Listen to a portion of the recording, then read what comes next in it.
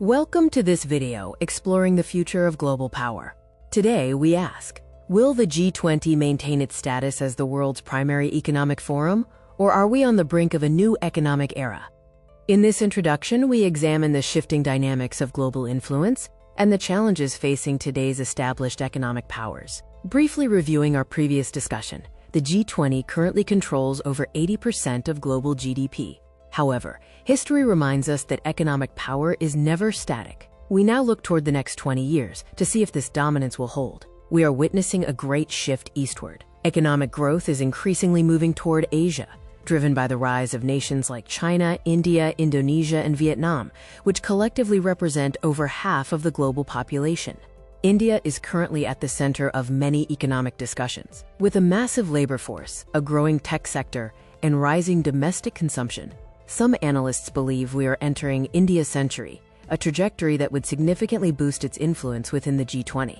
While the G7 remains a powerhouse, it faces new challenges. Demographic shifts and evolving global economic trends are testing the influence these advanced nations have held for decades.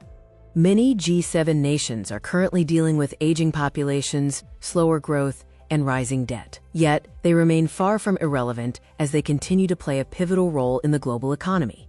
The G7 still dominates in key areas like artificial intelligence, research, and global investment. However, maintaining this leadership will require continuous innovation and a strategic move toward global partnerships. The G77 often receives less attention, but its strength lies in scale. With young populations and rapid urbanization, these nations could become a major economic force if they successfully convert their growth potential into tangible industrial capacity. The next era of competition may be defined by technology rather than just GDP. Dominance in fields like AI, quantum computing, biotechnology, and clean energy will likely determine the next leaders of the global economy.